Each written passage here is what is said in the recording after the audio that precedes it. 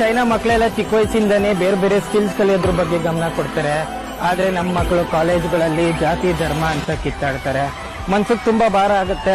ಆದ್ರೂ ಹೇಳ್ತೀನಿ, China at present ಏನ್ ಡೆವಲಪ್ ಆಗಿದೆಯಲ್ಲ, ಈ ತರ ಡೆವಲಪ್ ಆಗಕ್ಕೆ ಭಾರತ ಇಲ್ಲಿಂದ 70 ವರ್ಷ ಟೈಮ್ ಬೇಕಾಗುತ್ತೆ. ಅದು ಕೂಡ ನಮ್ಮ ಹತ್ರ ಇರುವಂತ ಬಜೆಟ್ ನ ಸರಿಯಾಗಿ ಉಪಯೋಗ ಮಾಡಿದ್ರೆ ಮಾತ್ರ. ನೀವ್ ಇಲ್ಲೇ ಲೆಕ್ಕ ಹಾಕ್ಬೋದು ಚೈನಾಗಿಂತ ನಾವ್ ಎಷ್ಟು ಹಿಂದೆ ಉಳಿದಿದೀವಿ ಅಂತ.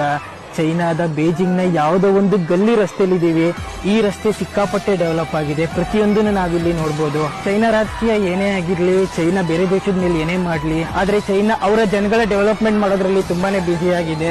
ಓಟ್ಗೋಸ್ಕರ ಜಾತಿ ರಾಜಕೀಯ ಮಾಡಿ ಇಲ್ಲಿನ ಜನಗಳ ಮಧ್ಯೆ ತಂದಿಡುವಂತ ಕೆಲಸ ಚೈನಾ ಮಾಡ್ತಾ ಇಲ್ಲ. ಈ ವಿಡಿಯೋ ನೋಡಿ ತುಂಬಾ ಜನ ನಂಗೆ ಬೈಬೋದು, ಆದ್ರೆ ಏನ್ ಮಾಡೋದು, ಇದೇ ಸತ್ಯ. ಅಥವಾ ನಾನ್ ನೋಡಿರೋಂತ ಸತ್ಯ ಇಲ್ಲಿ ಬಂದು.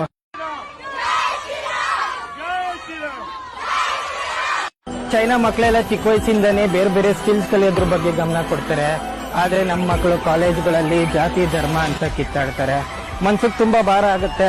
ಆದ್ರೂ ಹೇಳ್ತೀನಿ, ಚೈನಾ ಅಟ್ ಪ್ರೆಸೆಂಟ್ ಏನ್ ಡೆವಲಪ್ ಆಗಿದೆಯಲ್ಲ, ಈ ತರ ಡೆವಲಪ್ ಆಗಕ್ಕೆ ಭಾರತ ಇಲ್ಲಿಂದ 70 ವರ್ಷ ಟೈಮ್ ಬೇಕಾಗುತ್ತೆ. ಅದು ಕೂಡ ನಮ್ಮ ಹತ್ರ ಇರುವಂತ ಬಜೆಟ್ ನ ಸರಿಯಾಗಿ ಉಪಯೋಗ ಮಾಡಿದ್ರೆ ಮಾತ್ರ. ನೀವ್ ಇಲ್ಲೇ ಲೆಕ್ಕ ಹಾಕ್ಬೋದು ಚೈನಾಗಿಂತ ನಾವ್ ಎಷ್ಟು ಹಿಂದೆ ಉಳಿದಿದೀವಿ ಅಂತ. ಚೈನಾದ ಬೇಜಿಂಗ್ ನ ಯಾವುದೋ ಒಂದು ಗಲ್ಲಿ ರಸ್ತೆಲಿದ್ದೀವಿ.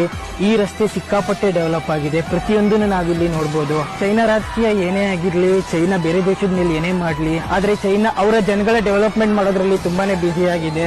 ಓಟ್ಗೋಸ್ಕರ ಜಾತಿ ರಾಜಕೀಯ ಮಾಡಿ ಇಲ್ಲಿನ ಜನಗಳ ಮಧ್ಯೆ ತಂದಿಡುವಂತ ಕೆಲಸ ಚೈನಾ ಮಾಡ್ತಾ ಇಲ್ಲ. ಈ ವಿಡಿಯೋ ನೋಡಿ ತುಂಬಾ ಜನ ನಂಗೆ ಬೈಬೋದು, ಆದ್ರೆ ಏನ್ ಮಾಡೋದು, ಇದೇ ಸತ್ಯ. ಅಥವಾ ನಾನ್ ನೋಡಿರೋಂತ ಸತ್ಯ ಇಲ್ಲಿ ಬಂದು.